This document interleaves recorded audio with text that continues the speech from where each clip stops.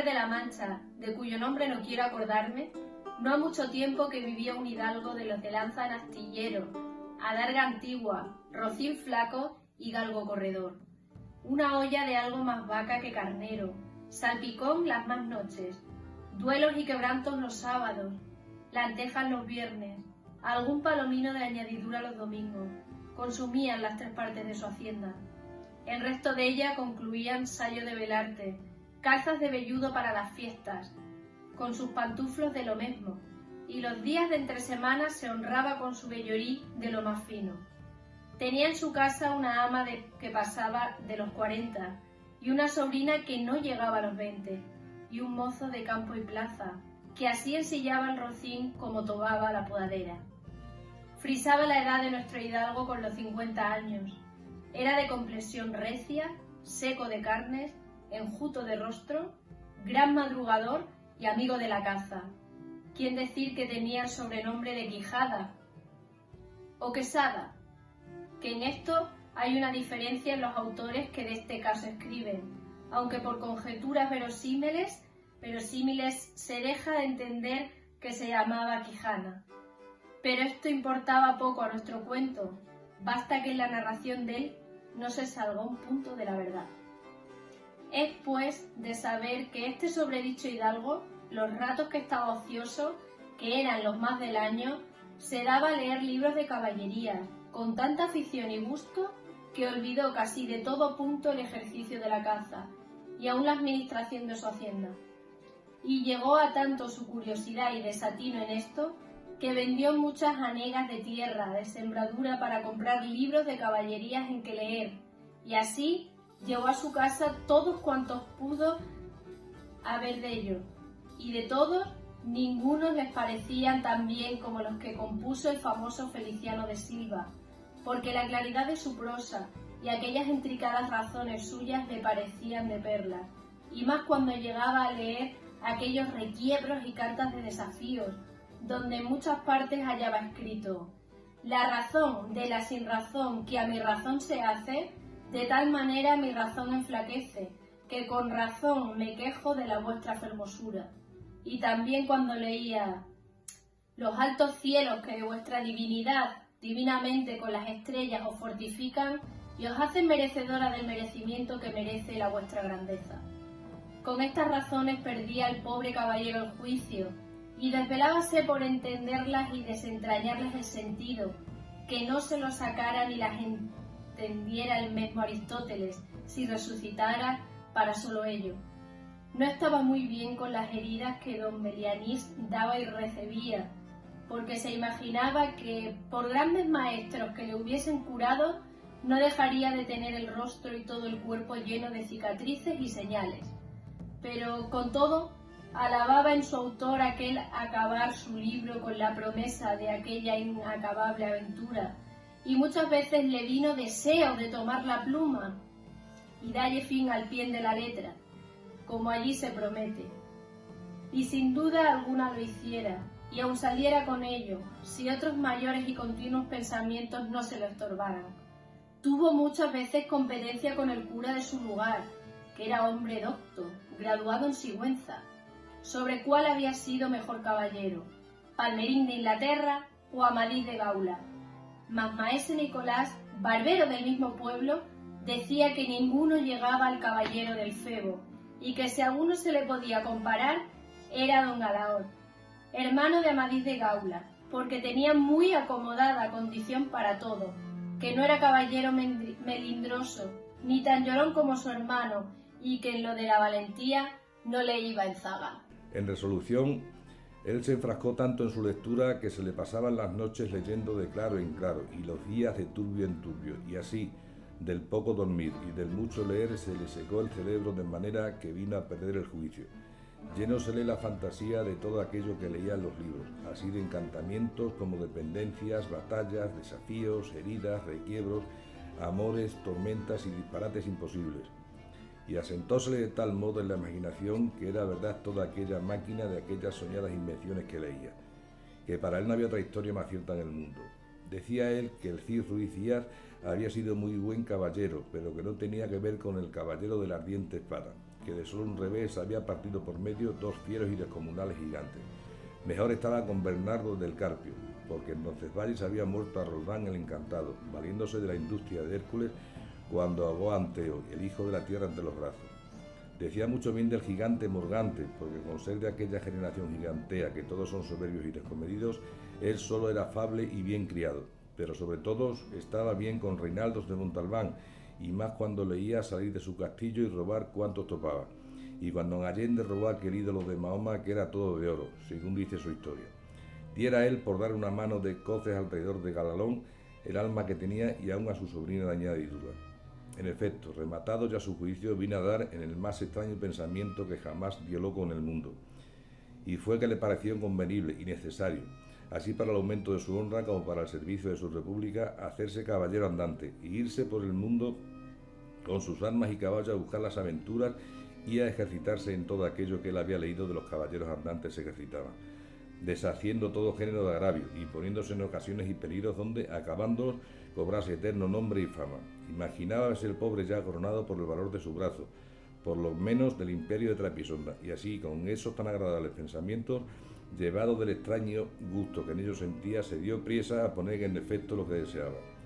Y lo primero que hizo fue limpiar unas armas que habían sido de sus bisabuelos, que tomadas de orín y llenas de moho,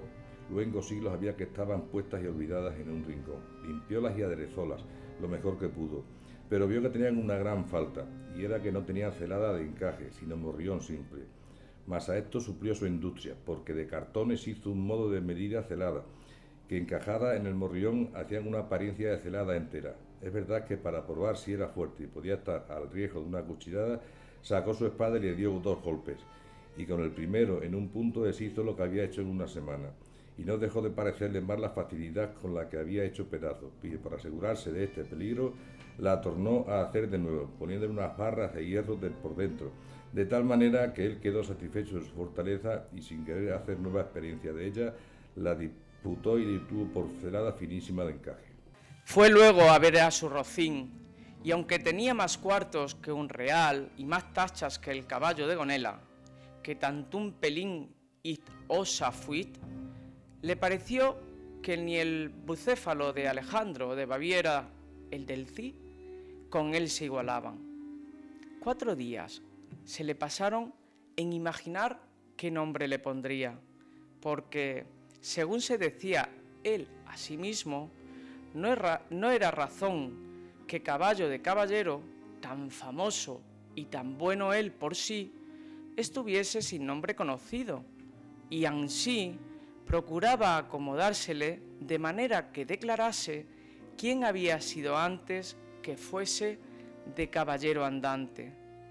Y lo que era entonces, pues estaba muy puesto en razón,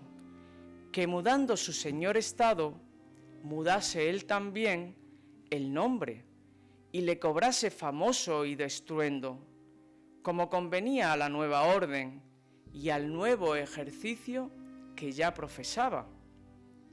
Y así, después de muchos nombres que formó, borró y quitó, añadió, deshizo y tornó a hacer en su memoria e imaginación, al fin le vino a llamar Rocinante, nombre a su parecer alto, sonoro y significativo de lo que había sido cuando fue Rocín, antes de lo que era ahora, y que era antes y primero de todos los rocines del mundo. Puesto nombre, y tan a su gusto, a su caballo quiso ponérsele a sí mismo, y en este pensamiento duró 8 días. Y al cabo se vino a llamar Don Quijote, de donde, como queda dicho, tomaron ocasión los autores de esta tan verdadera historia que sin duda se debía de llamar Quijada y no Quesada, como otros quisieron decir. Pero acuérdese que el valeroso Amadís no solo se había contentado con llamarse Amadís a secas, sino que añadió el nombre de su reino y patria por hacerla famosa, y así se llamó Amadís de Gaula, Así quiso, como buen caballero, añadir el suyo al nombre de la suya, y llamarse Don Quijote de la Mancha, con que a su parecer declaraba muy el vivo su linaje y patria, y la honraba con tomar el sobrenombre de ella. Limpias pues sus armas, hecho de morrión celada, puesto nombre a su recín, y confirmándose a sí mismo, se dio a entender que no le faltaba otra cosa sino buscar una dama de quien enamorarse, porque el caballero andante, sin amores, era árbol sin hojas y sin fruto, y cuerpo sin alma. Decíase él: si yo por malos de mis pecados o por mi buena suerte me encuentro por ahí con algún gigante, como de ordinario le acontece a los caballeros andantes, y le derribo de un encuentro, o le parto por la mitad del cuerpo, o finalmente le venzo y le rindo, ¿no será bien tener a quien enviarle presentado, y que entre y se hinque de rodillas ante mi dulce señora, y diga con voz humilde y rendida: yo, señora, soy el gigante Caracolimbro, señor de la ínsula Maleandraina, a quien venzo en singular batalla, el jamás como se debe alabado caballero Don Quijote de la Mancha, el cual me mandó que me presentase ante vuestra merced, para que la vuestra grandeza disponga de mí a su talante? Oh, como se holgó nuestro buen caballero cuando hubo hecho este discurso, y más cuando halló a quien dar nombre de su dama. Y fue a lo que se cree que en un lugar cerca del suyo había una moza labradora de muy buen parecer, de quien él un tiempo anduvo enamorado, aunque según se entiende, ella jamás lo supo, ni le dio cata de ello. Llámese Aldonza Lorenzo, y a esta le pareció ser